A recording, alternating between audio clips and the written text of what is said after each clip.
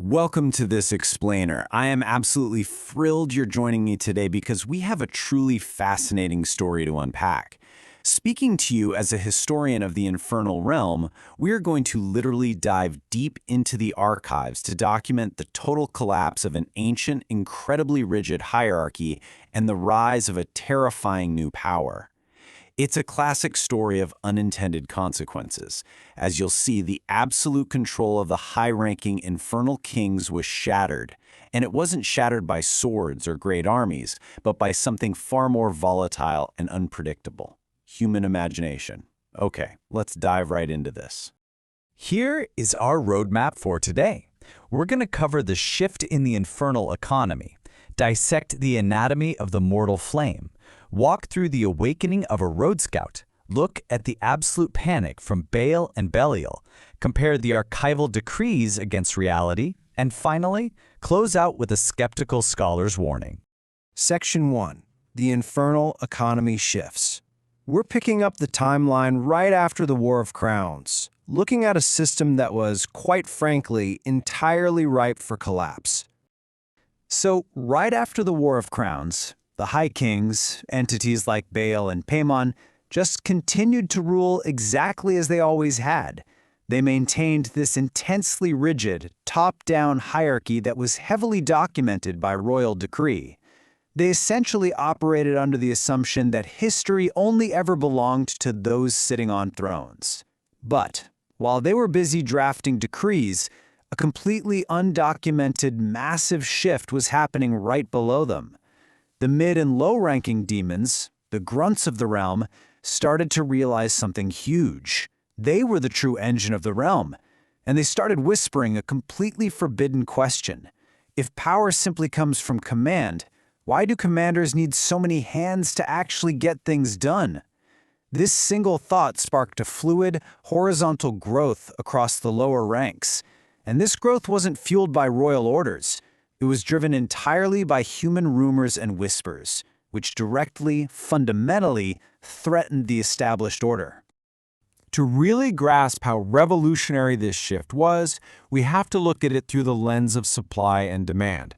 It's basically macroeconomics, but for demons. The old infernal economy operated as a strict, ironclad monopoly. The only supply of power was high-rank decrees, and the primary currency was royal favor and titles. If you wanted power, you had to beg a king for it. They tightly controlled exactly who got what. But then we have the new mortal economy. This bypassed the crowns entirely. Why? Because its supply source was human imagination and fear. And human imagination is an infinite, totally untaxed resource. The kings couldn't regulate it. In this new market, the currency shifted completely away from royal titles and became human attention and human memory. So the High Kings basically lost their monopoly overnight because the lower spirits found a completely unregulated, inexhaustible supply of power out in the mortal world. Section 2. Anatomy of the Mortal Flame. Let's look a bit closer at exactly how these lower spirits actually began harvesting human thought. This new, highly illicit source of power became known among the lower choir as the mortal flame. Now, this is fundamentally different from the cold, hard ink of an infernal decree. The mortal flame is described as the thin, distant heat of human fear, human longing, worship, and imagination. Humans, as we know, are fragile, brief creatures. Yet for some reason, their thoughts burn with this strange, intense heat that the highly structured, overly bureaucratic infernal court had completely forgotten how to produce. And the absolutely crucial point to remember here is that this flame allows lower spirits to generate tangible, real power entirely independent of the infernal ranks above them. They didn't need the kings anymore.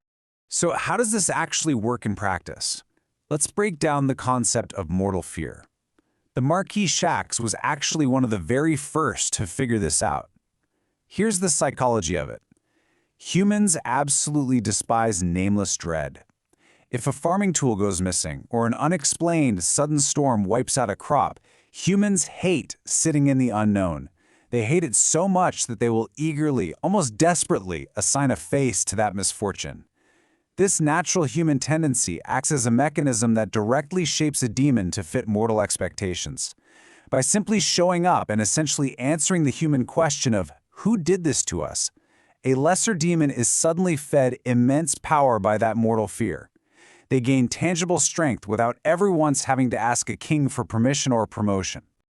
And then, on the other side of the coin, we have mortal memory. Spirits like Raum and Decarabia really tapped into this. You see, humans don't just fear things, they mourn. They build grand monuments, and they repeat stories and songs over generations. Mortal memory actually creates a permanent architecture, what the archives call a second body for a spirit. The demon Raum, for example, found that attaching himself to human ruins allowed him to literally inhabit the sense of loss left behind. Decarabia discovered that a catchy little lullaby or a whistled superstition in a tavern could easily outlive the specific village that birthed it. So human memory gave these lesser demons the incredible ability to outlive the very tragedies that created them in the first place, effectively turning human echoes into infernal immortality. Section 3. Awakening of the Road Scout. To really understand this on the ground level, let's totally shift our perspective. We're going to step directly into the mind of a minor spirit experiencing this awakening firsthand. Imagine for a second, I am just a nameless, faceless scout serving under the commander Halphus. I have zero self-awareness. I'm just a cog in the machine. On day one, I am quite literally nothing but an unexplained rustling noise on a dark dirt road at dusk. That's my whole existence. But by week 2, local village children have invented a spooky story about a watcher in the woods just to explain away those noises. By month 3, adult travelers passing through the area are repeating that children's story around campfires as a joke to scare each other. And by year 1, because of their sustained attention, because of that constant flow of human imagination, I, the nameless scout, suddenly gain individual agency. I gain tangible physical strength, and most importantly, I am given a specific local name by the humans. The human story settled on me like a physical cloak, pulling me out of the anonymous, endlessly numbered ranks of hell forever. And this precise phenomenon brings us to one of the most pivotal, ground-shaking realizations in the historical archives. I'll read it to you. The lower choir realized something terrible. Humans could accidentally name what the infernal hierarchy had kept nameless. Think about what a massive revelation this loss of anonymity was. It granted lesser spirits newfound, distinct individual agency completely outside the traditional rigid hierarchy of the crowns. They were no longer just numbers in a vast legion, meant to be thrown at a problem. They were now individual entities, fully empowered by the minds of mortals. Section 4. Bael, Belial, and Panic. So, with the lower ranks suddenly gaining all this undocumented power, how do you think the high ranks reacted to losing their absolute control? Well, let's just say it was not exactly a graceful transition. We start seeing the traditional hierarchy completely unraveling at the seams. The first king, Bael, looked at these small human-fed names and viewed them as outright metaphysical treason. His entire ancient doctrine of the first name relied 100% on top-down authority. He speaks, you obey.